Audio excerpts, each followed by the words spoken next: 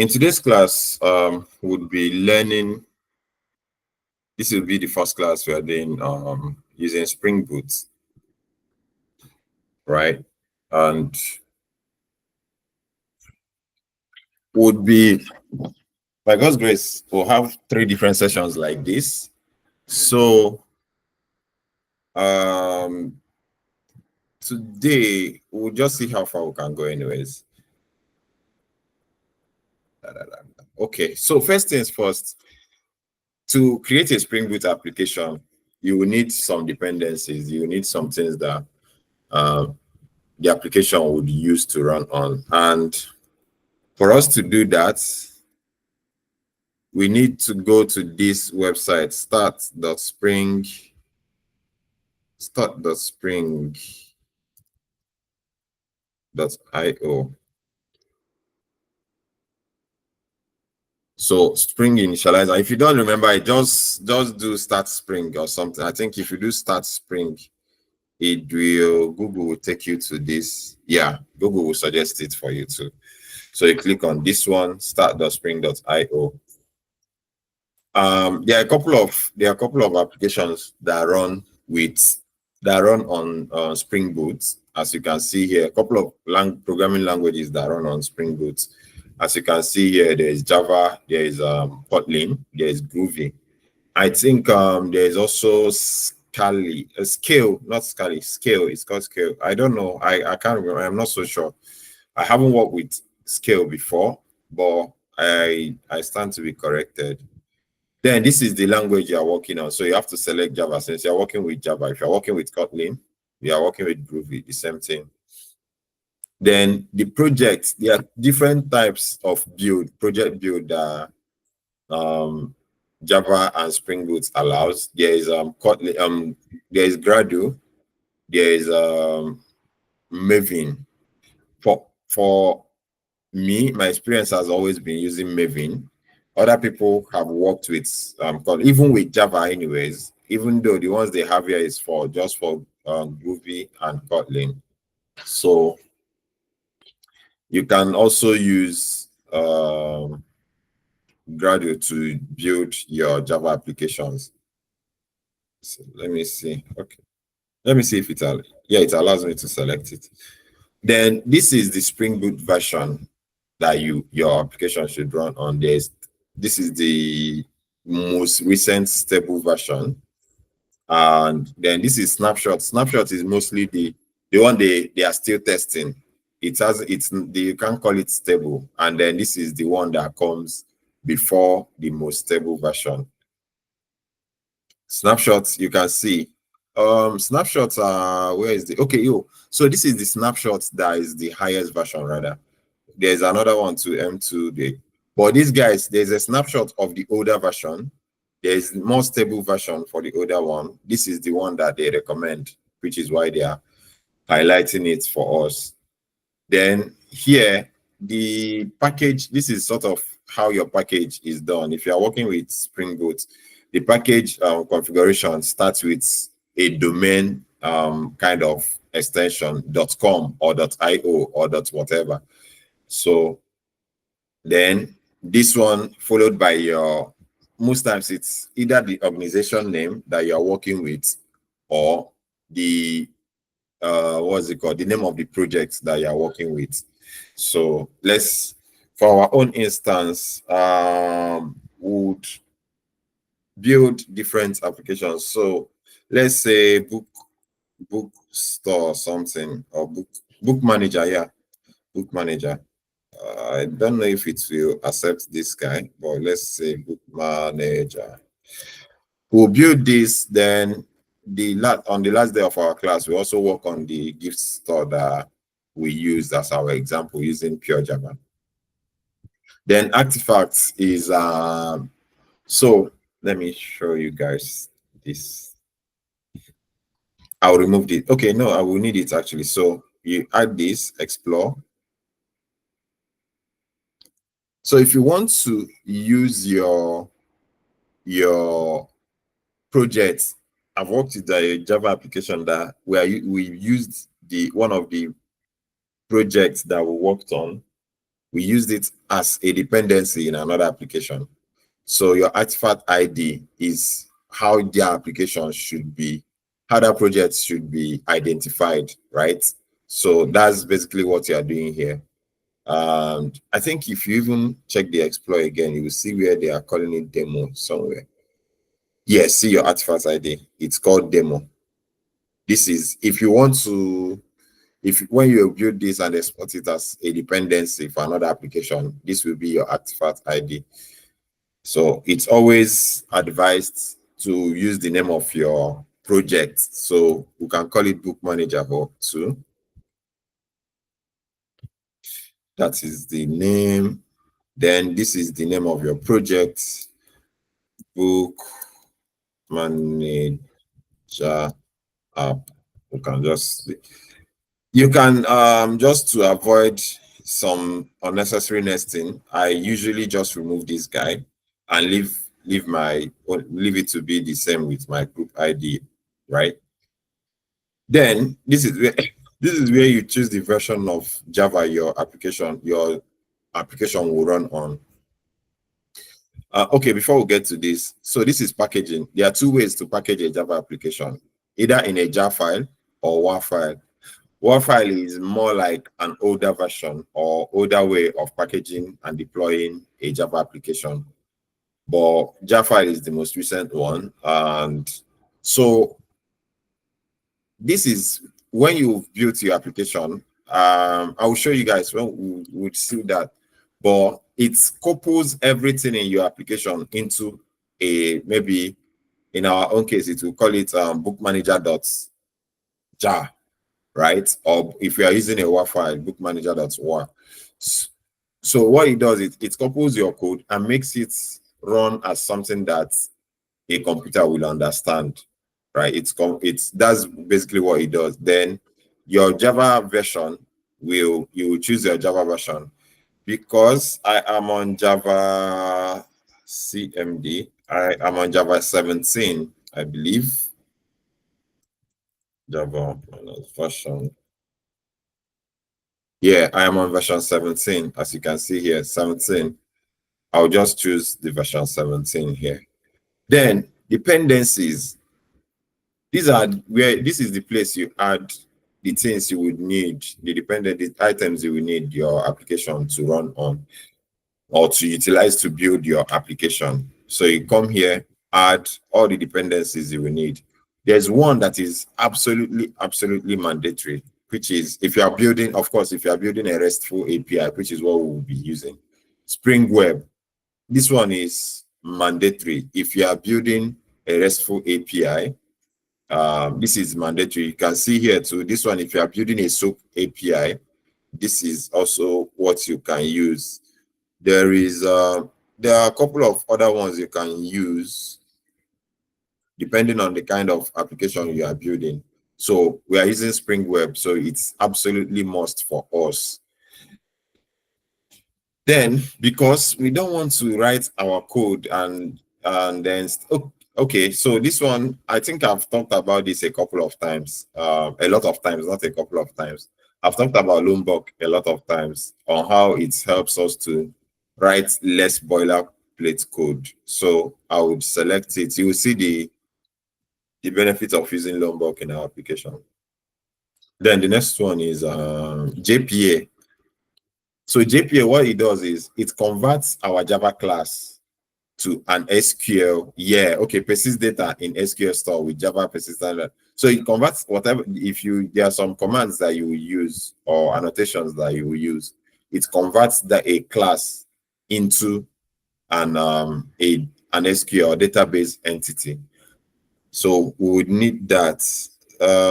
If we were building a security thing now, we can just type Spring Security and add this security. Then if you are building a Spring Boot thing that is coupled with an MVC, I don't know if an MVC is backend, and your backend and your front end is tightly coupled, right? It's not like a RESTful API kind of stuff. So you are rendering your HTML thing within your Java application.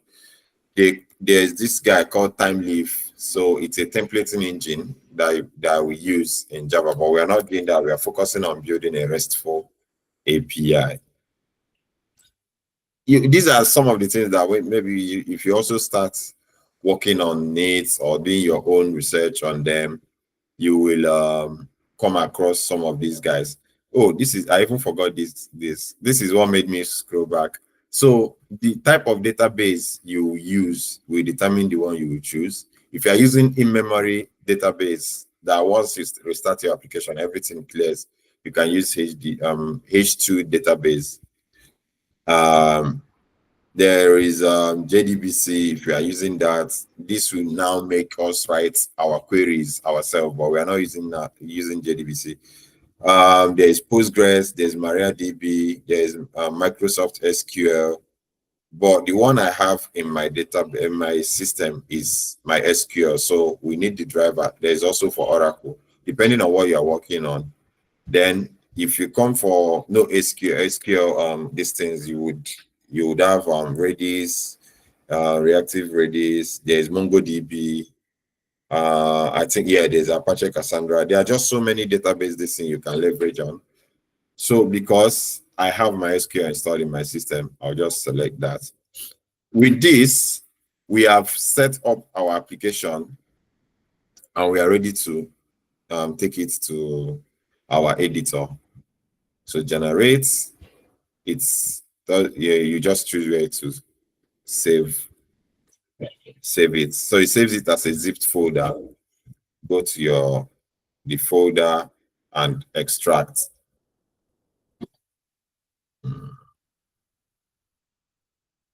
Just copy and paste it here. Okay, and then you close. Then you can now go to your sorry, close all tabs. You can now go to your IntelliJ or whatever this thing you're using. I prefer IntelliJ. Go to your IntelliJ and locate that folder. So our own is in the okay, let me move it to this guy. This learning, this thing, and then I think desktop learning. Yeah, and just leave it here.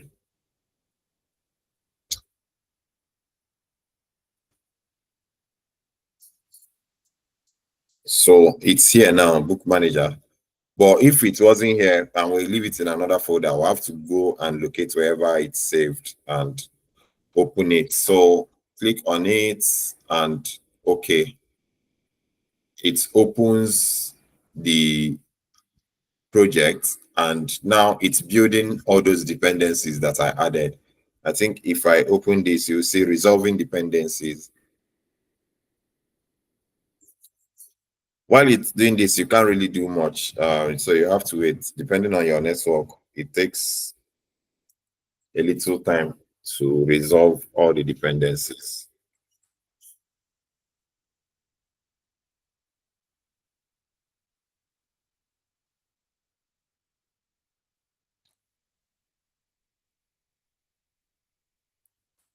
Okay, it's done.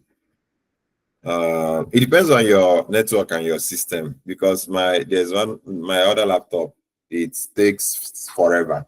If I want to use it, I'll just run it and go and sleep or something. If I want to work on a project on it, that's my old laptop. I'll put it, if I want to start tomorrow, I'll do it today, resolve the dependencies, and then go back to sleep whenever it finishes. So let's go to this guy. So these are all the dependencies that we added, right? We added the JPA, data JPA stuff. Then Spring Web Starter, we added it. We added MySQL, this thing. We added Lombok. So it comes with this guy by default. Web Starter comes with this guy, test. So for your JUnit testing, it comes with it under the hood. And this is basically all. Because you're using the most recent version, there's something that happens when you're using Lombok. You have to go. I don't know. I've selected it. I just want to be sure. It's gave me a tough time the other day because of the most recent version. You have to go to build and select. I think it's compiler. I can't remember again. God, I beg. Annotation processor. Yeah, I think so. So you have to manually select this guy. If I don't do this, and apply, process and apply, if I don't do it, the Lombok will not work. I'll be having issues with it. So that's why I have to come here and manually do it. So next thing on our list is to look at all the things that comes with Spring application. There's a lot of things here. So this is the test. We won't be doing anything about this. I can, if you want to learn how to write unit testing, I can share some videos on how to do that. You guys can leave the comments in the WhatsApp group if you want that. Then there is this. Okay, so this is where the whole magic happens. This is the entry point of your Spring application, right? So this is your main class, your main method. You remember main method when we were doing Java, normal this thing. If you want to run your application, you use your main method. So this is the same thing. This is the main method of this our Spring Boot application. If we run this, it's supposed to fail because we added MySQL and we've not connected it. I am not sure if it's you fail or connect. I am not 100% sure, but it's supposed to fail.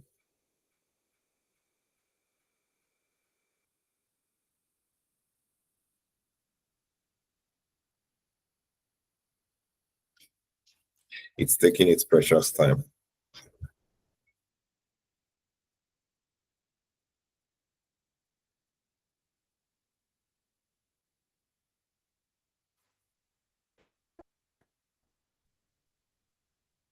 Yeah, it failed because consider the following: you want an embedded database. Like it's just telling me that I added a dependency for database, but I have not connected to any database. So it's giving me suggestions to use in-memory database, which I don't want to use since I have database installed. So this is what is causing this error. But before we go to connecting database, I want to show you guys something. So okay, it didn't build the source code. I was thinking it built the source code. So this is where that your application dot whatever dot jar file is supposed to be. But since it didn't build it, let's leave that. When we make connections, we can do that. So how do we make connections to our database? So we usually just come here and add our database connections. And I don't usually have everything about the database in my head. So I have it in a what's it called, notepad like this. I usually just copy it when I am working on a project. So I've copied it already now. Before now, I'll just paste this guy here. So this is host. No. Okay. Let me just use the one that I have in my file. So what this guy is doing here is simple. Let me explain it. What he's doing here is simple. If you are pointing to a different file, you can use this guy to say, oh, okay, this field is coming from a different file. If you don't find this from a different file, then use this one that I typed in. Then the port is coming from a different file. If you can't find the port from a different file, use this guy. Then the database is the name of your database. So we'll call our own book manager or something, book underscore manager. Not because you can't join it together, but I just prefer using my schema like this. Then the same thing with your username, the same thing with password. Use the one that is being passed or use the default one. Okay, this is your database URL. So what it basically does is each type of database has its own connection URL. So because you are using MySQL, say JDBC, MySQL. If it's Postgres, you have to type Postgres here. If it's MongoDB, I think there's a different listing for it. It's not just Mongo. I've forgotten exactly what it is. And then the driver you are using, this is your MySQL driver. Remember, we added a driver, MySQL driver. We added MySQL driver, which is this guy, connect the same thing as this connector that we have here. So you are saying that you're using a MySQL driver. Then this is your database username and password. Is there any question so far? The truth is, I don't know. I can't remember the username and password for my local database. So let me go and check from this project. Is there any question? Okay, it's roots. Yeah, so it's fine then.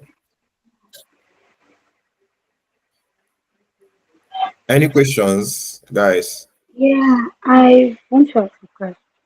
So my Okay. question is, for every project we want to start, we have to go through this process of going to Spring Boot, downloading the Java, then everything. Then how about wanting to update the dependencies? Is it something we're going to use this group item? We can just write it inside and then it will also update, or is there a way to link it back? Yeah, so for if you want to do your dependencies, where is this guy again? If you there is something called Maven repository. Maven repository. So this is where all the Maven dependency you will ever need is like this is where you see everything. So let's say, for example, I did not add Lombok on this thing that we're using now. I can just come here and do Lombok. And then it shows me there are different, anyways, there are different Lombok that you would see. So I usually use the one with highest usage. So you choose the one with highest usage. That means that's the number of people that is using it. At least the people that has made it public, oh, that we are using Lombok. These are the number of people that's agreed they are using Lombok. So it's better to trust something that 27,000 persons are using other than what this number of people are using. So what happened? What did I click? Okay.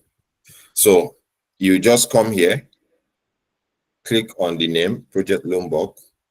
Then you choose the version that you want. I usually don't choose the most recent version. I will just go for the next one. So this is your Maven. This is for Maven. If you're working with a Maven project, you come here. Once you click on this, it has copied it. You go and paste it in your pom.xml file. If you're working with Gradle, you select your Gradle this thing. If you're working with Gradle Kotlin, you select this, or whatever project you're working, their type is. So click on this, it's copied. You go back to your projects, go to your dependency, this thing, pom.xml file, and it has to be inside this dependencies tag. You now come and say in between, like this one is an opening tag, this is a closing tag for this Spring Web dependency. This is its opening tag and this is its closing tag. So you come here and put your this thing, reload your dependency. But because I have it already, there's no need doing this. Is it clear? Yes, it is. Thank you. Okay. What else? What else? What else? Okay, so then the next one, after you've done your this guy, you go and create a database in your this thing. I'm using my SQL Workbench. You go and create database with this name. That way, your application, when you start it, your application knows that you are referring to a specific database. God, I beg. Hold on a moment. Okay. So this is my other distance that I'm working with. So this basically my local DB.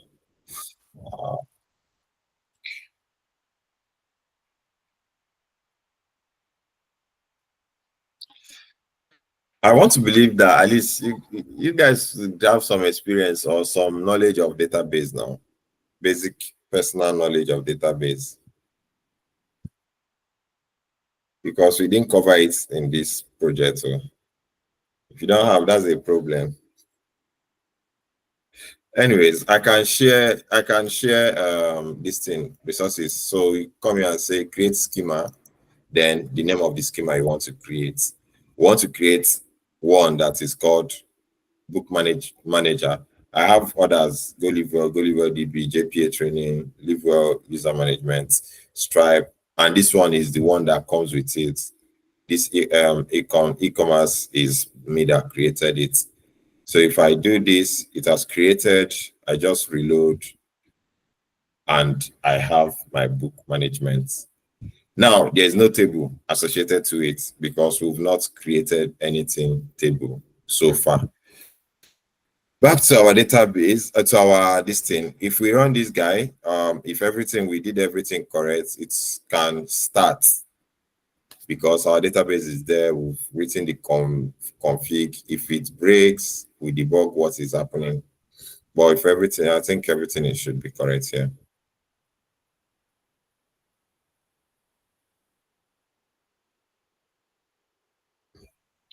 Okay, it has started. If you notice something, when we're doing our Java this thing, once you run your application, it runs and ends. Who remembers? Okay, yeah, okay, good. So now, Yeah. because we are working on something that is sort of a server, so some of the things that this guy brings for us, this thing that we added, it gives us access to something called Tomcat. Tomcat is like a server within your Java applications. So it basically just makes your application to keep running until you terminate it. It just makes your application to keep running until you say, okay, end it. So if we send any requests, it will just keep giving you response. If you now make changes in your code, that means you have to reload it. So it will pick that changes you've made in your code and you can start working with your code. So Tomcat is very essential with what we are doing.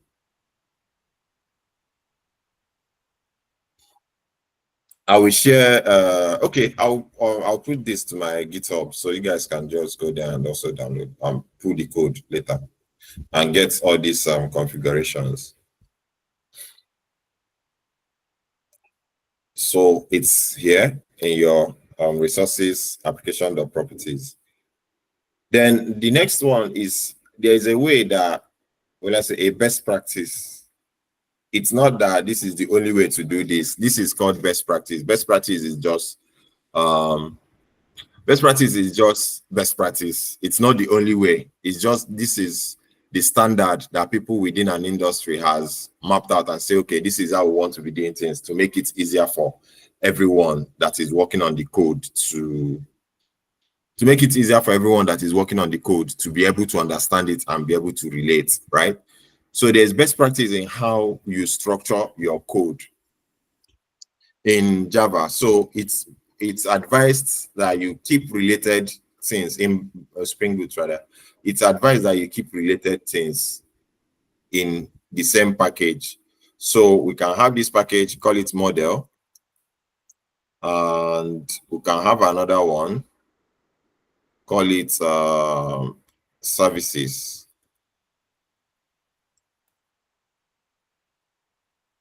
Have another one, call it controller. And if you are using doing custom exceptions, it's advised you have exceptions. You have this thing called exceptions.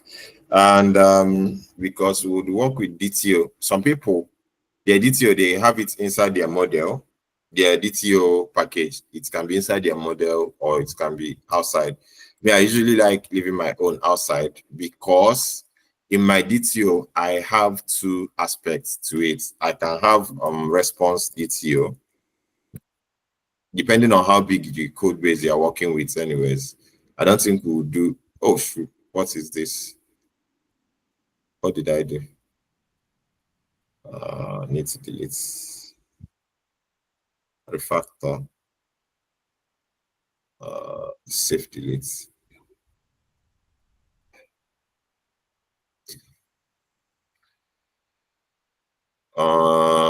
Package. So there's response, there's requests, request DTO. This is how I structure my code. This is not the only way to do it, but this is how I structure my code. And then industry standard, the code base I've worked on are also structured in this manner, right? Having said that, so in our model is usually where we define the objects that we are working with. So in our own case now, we are using a book manager. We are building a book manager, right? We know at least the two basic things that we want to use. We need a user model and we also need a book model. So for user model, you just go user and type like this.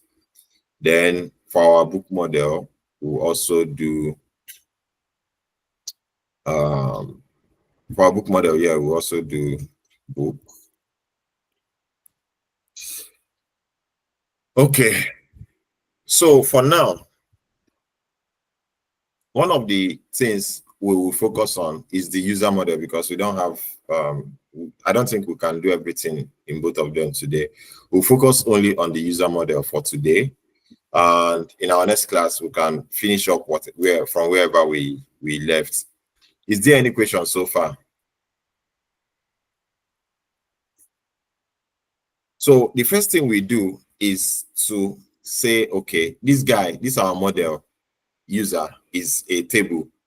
We use an annotation to make it a table that when we run our code again, it will become the same thing as what this guy is expecting, right? So we use an annotation called entity to do that. We use entity. Immediately we put entity, it now says, okay, we need a primary key because every database, it's a standard that you must have a primary key or an ID to add to your application. Then also, yeah, okay, before we even do this guy, let's any question, please go ahead. I'm not seeing you. Okay, so you said the entity does what? Like, what is that notation for? Okay, it's to map this guy as a table. Like we want our JPA. Remember the JPA, this thing that we added. We want our JPA to convert it to database table. Okay. Yeah, Okay. so that's what it does. Thank It takes our Java object and converts it to database table. So first off, let's define the fields that should be here, right? Basically, we know a user will have ID, right? Let's use long. It's advised to use long anyways. So just use private. I'm not doing first name, last name. I'll just do name. Name. The name should cover everything.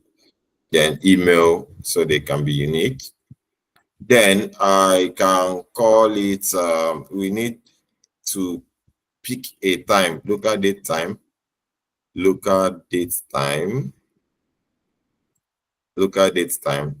when they were created, when a user is created, right?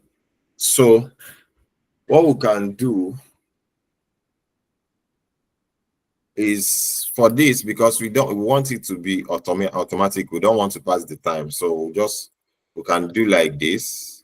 Then I would show you something that we do. So now this is where we now see how Lombok works.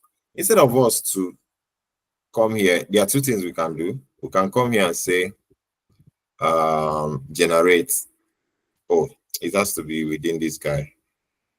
Generate, and we'll start doing getter and setter, and this whole thing. Oh shit. Sorry, it has to be at the end of this guy. Generates, getter and setter. So all these things, you see, all this code now, we don't need it because we are using Lombok. So just come here. I've taken it out. Remember, before we do that, remember, you see that this thing is showing that all these guys are, so to say, in use now, Abby. Just, it's saying that it's being used in two places, So we do this. We'll come here and say at data. It comes from Lombok. We put it, you see, it highlights it like something that is being used. Of course, we are not using it, so to say, in somewhere, but it has highlighted it that this guy is actually in use somewhere. You see the color changed from just being like this to the same color that we have when we created the getter and setter. Then Lombok has another this thing, because so this, what we have now is data. Data covers everything. It covers the getter and setter this thing, but we can decide, if you're depending on what you want, you can decide that, I don't really need a setter for this thing, I just need to do the getter. You can just do your getter methods, or you can do them separate, getter as setter, and everything is fine. And then I think you can do, I think it has at equals, does it? Equals, yes, I think, yeah, equals and hash code, it has it. But the at data has everything. All these things, it has everything. So you just use it. Then, because we are not doing our normal ag constructor, you go at all ag constructor, then at no ag constructor. So this also creates our constructor for us. Let me remove these guys that we are not using. Any question again? Okay. So my question is, I remember you said for every class, like Java creates a constructor that doesn't have any argument. So is Yeah. this not a repetition, or is this something we still have to do because we're using Spring Boot and not pure Java? No, it's not something. It depends on your use case. So if I decide to, I can decide to not have this and it works. If you, let me show you my project that I'm working on. If you see the user, this thing, there are some classes that doesn't even, okay, this one has it. There are some classes that don't have this ag constructor. You see, this one only has no all ag constructor. It doesn't have no ag constructor. That means anytime you are calling or creating an instance of this guy, you must pass all the values that it's required. So that's basically what it does. There are other ones that doesn't have it in my code, and I don't think it's proper for me to be going through this code. But based on what you want, your need determines what you have here. Okay, okay. Thank you. So hello. So that Yeah. means for all the models, we need to add all these decorators on them. It depends on what you will really need them for. You can decide to add them. There are others you don't add. We'll see to that. There are others you don't add anything, like, or not anything, you add less item to them. We'll see, like when we start working with the DTOs, you will see some of them, even though it's a model, there are some things you don't add to it. Okay. So now we can go ahead and do our entity. And of course, it reminds us that we need to signify any field that it should use.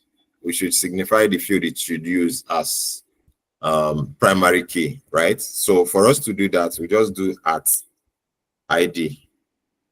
Of course, always be sure to choose the one that is coming from Jakarta, because that's the one that Java knows about. You use this Jakarta persistence, right? It goes, it automatically knows that, okay, you've chosen it. But now we want it to handle the generation type for us. So the generation type is, we don't want it to, how do I explain this? So we don't want it to generate automatically, number one. So now we want to specify this generation type. We don't want it to, there are some, we can say you want it to be sequential. So sequential means if you create one person, the person should be number one. You create another person, the person becomes number two. Create another person, it becomes number three. Create another person. But we don't want it to be like that. We want it to not be sequential. So we just want it to be an identity. Whatever thing that the database chooses, when you create someone, it assigns whatever value. We can even create someone now. The first person will be number 10. The ID in the database will be number 10. We can create another one. It just assigns it a random value. We are not the ones managing it. But if we use sequential, it has to be one by one, 1, 2, 3, stuff like that. Does it make sense? Yes, it does. So if we go ahead and run this code again, it will pop. Oh, oh, I forgot to do something. I wanted to name this table myself, but it's fine. It's fine. For our class tomorrow, for our next class, I will even drop the database and yeah, it did not missing schema, missing table. So you need, because MySQL has its own listing already. It has its own, there's something that it calls on users. There's something that I think I know the reason why this one did not create, not even the reason I want to explain, but I will still explain. So this one, there is this thing that we are supposed to put here. What is this called again? That creates sorry, I don't crack my head on some things. Yeah, DDL, yes. So this DDL is what we use. If we add this DDL now, oh, validates is on validates. I will just use updates now. Let me remove this guy and create.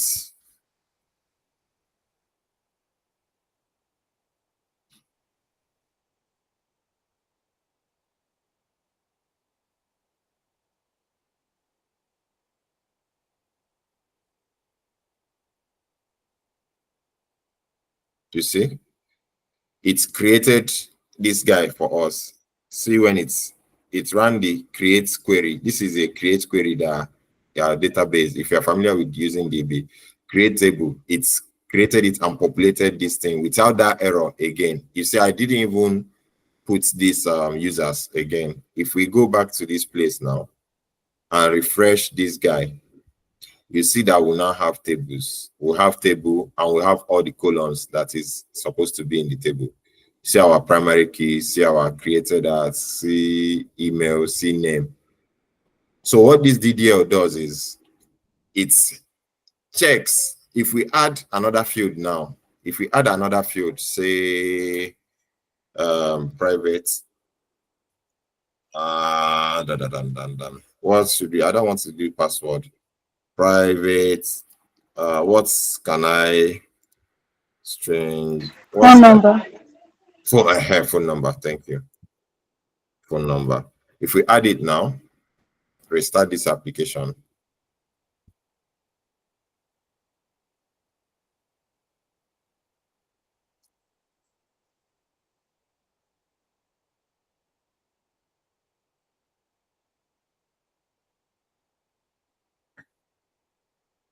It automatically updates our table. You see what we have here? We just hit refresh. It has added phone number. And that is because we are saying here, auto, DDL auto. automatically updates this thing. So anytime we add anything to our entity, update it. Anytime we add anything to our, there's another one, create. This create is very dangerous, so don't use it. Don't use it on a production. If you use create, what it does is if you have created users, 100 users here, and you do create, it will wipe out all the users you already have and create a new table for you. So it's safer to use updates. Some projects they don't even use anything. If you want to do anything, you go and do manual insertion. They use none. They just do their own as none. But for the purpose of what we are doing here, updates is very, very, very necessary. Okay. Just makes our life easier, not that.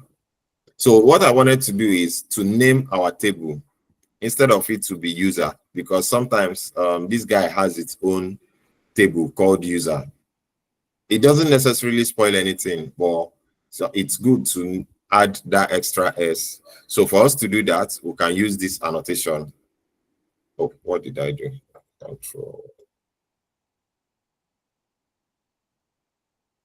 I don't know. Yeah, we can use this annotation to do that, but that means we'll have to drop this other guy. We don't necessarily have to drop it. I think it will just create another table. Let me see. I think it will just create another table called users and abandon the other one or update it.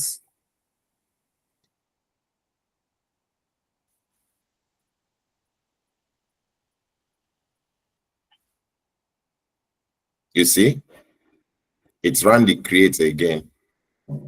Create users. So let's see. Now we have in our table, we have user and users. Let me drop this guy.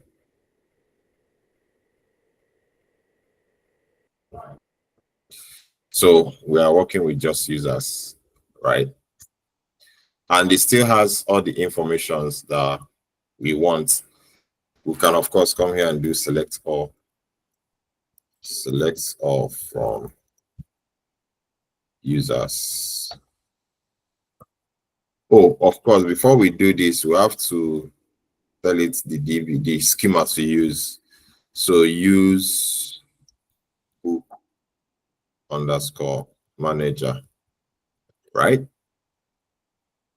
If we don't do that, it will throw an error, because most especially if there's no other, if the table that the schema that was highlighted does not have users, it will throw an error. But you see all those guys that we assigned to it. So that is it. That is that for this guy. At least so far, is it clear what we are doing? Any questions? Okay, so for me, the next step for me, if I'm working with this guy, is to create my DTO.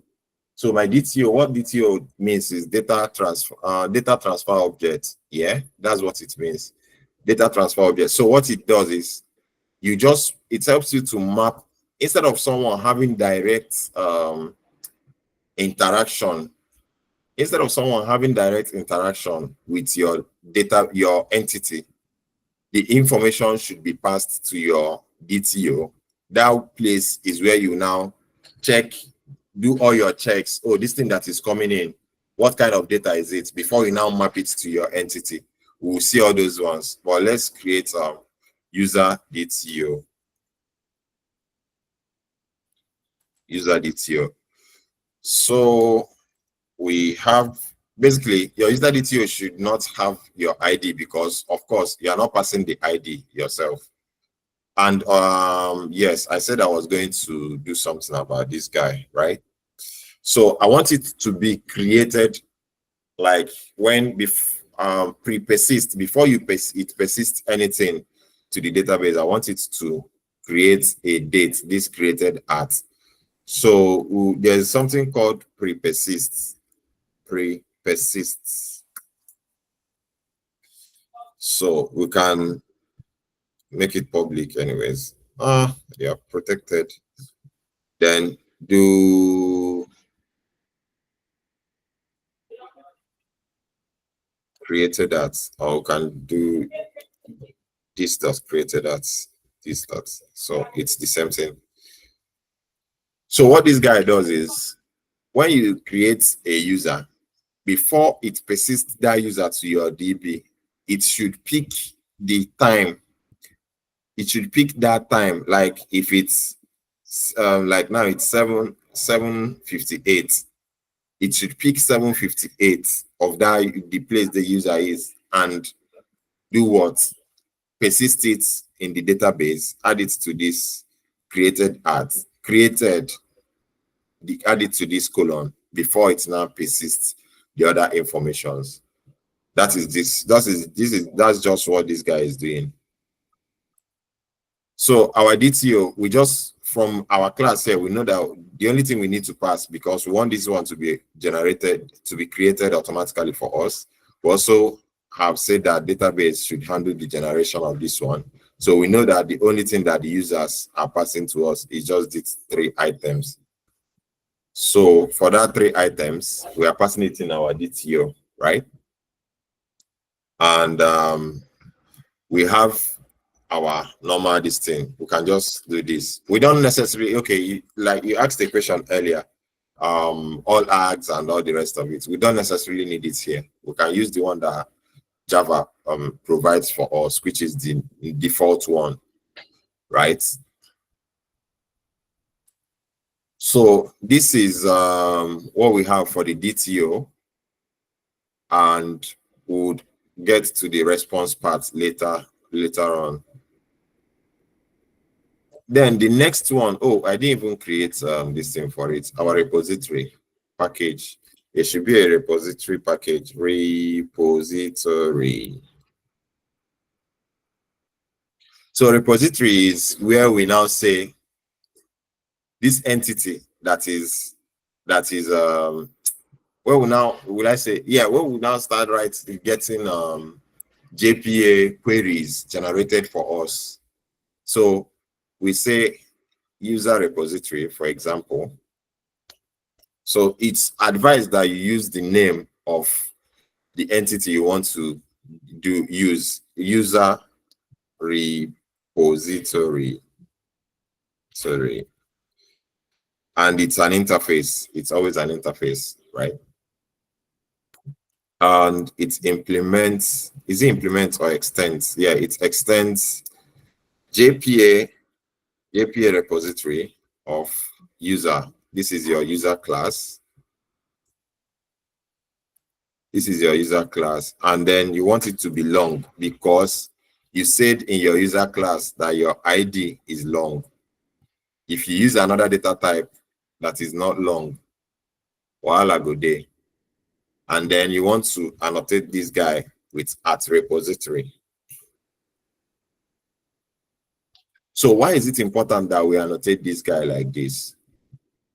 Because when we are working with Java, I know we've passed our time, just 4 more minutes, we should be closing. So when we're working with Java, we want to register something called beans. Bean like this. Let me see. Beans.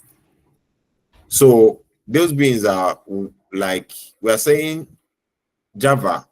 I'm sorry, we are saying Spring Boot, not Java. We're saying Spring Boot. I want you to handle who is that? Person that is joining now. The Lord is your strength. So I don't even know. Can anyone accept him? Or is it only me that can do that?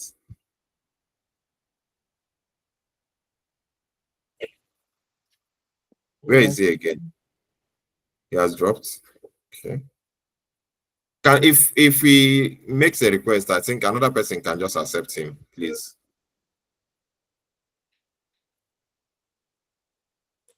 Anyways, we're almost done too, so I don't think there's any need accepting him.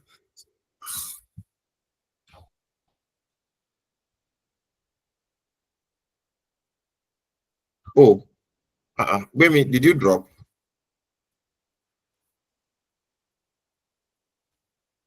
Did you drop initially, Gwemi? Yes, I couldn't see your screen. We were talking about beans or something while we Oh, used one annotation. So I couldn't see your screen. I had to log out and try to okay. log in. It's even if you drop self, it's not supposed to ask you for access or tell you like request for access. Anyway, so I was talking about beans. I said that when we do this, we are saying, okay, when I run this my application, you want Spring Boot to manage this guy. And one of the ways it does that is by these annotations. There are many of them when you're working with Spring Boot. There's this one, there's service, there's component, there is even at being, all those ones. We would look at some of them as we progress, right? So this one they basically is telling, we are telling JPA to give us basic JPA queries that we can use while working with user class. And for any entity you are working with in Java, you must create a JPA repository for it. So by the time we get to book, we'll create another one for book, and on and on and on. So before we go, let me just do this one quickly. Before we go, we can create a user service. So a user service, I like to separate my stuff. A user service, we have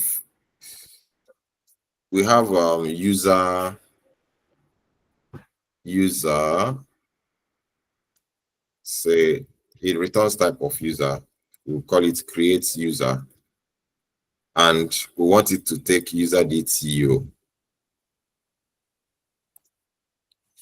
and then user DTO. Then we want update user, text user DTO. We want get user by ID, but remember our ID is long. We want to get user by ID. We also want to get user by email. Nah, we're not doing. Then we want to delete a user. Void delete a user. Give you the user ID and delete the Um, user.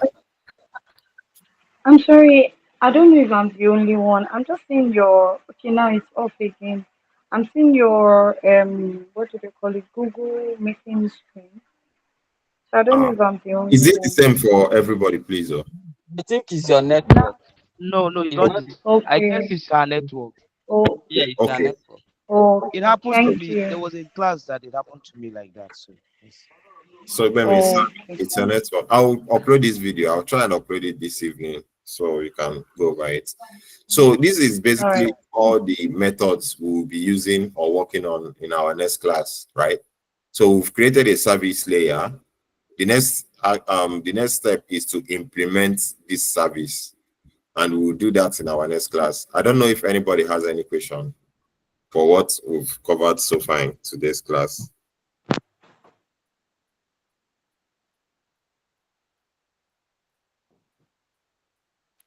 Okay, in the absence of no question, Okay. go ahead if you have a question. So, No, no question. No question. Okay. okay. So I just I want to was confirm. What's the question, Wemi? Okay, so I just want to confirm. Like, it's more like the package is what we used to more like mimic clean architecture, right? Like Yeah, yeah, you're using okay we use it to what's it called? Yeah, structure. if you've not, yes, to structure our code. If you've read Oh, about solid principles and stuff like that, this is okay. a way we use in Java to structure our this thing, our code. That's Mm, basically what it does, packages. okay. Okay. Thank you. All right. Just quickly before we go, there's another way to create a Java project, right?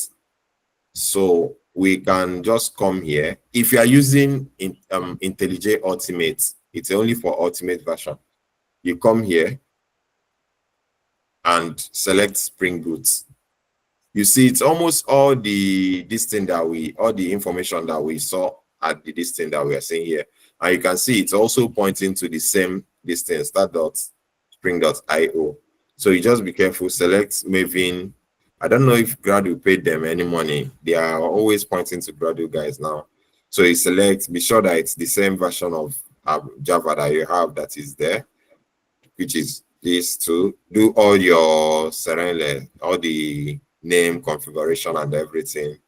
You come here, you select your dependencies. It has all the dependencies you would need. So you select the ones you need and then you create your project. This is another way to. You can select the version of your Spring Boot anyways. You see, it's almost the same thing that we'll have on this thing page that is here. So you can select the version that you want. Then do your create. And that's all. It builds your dependency and everything for you.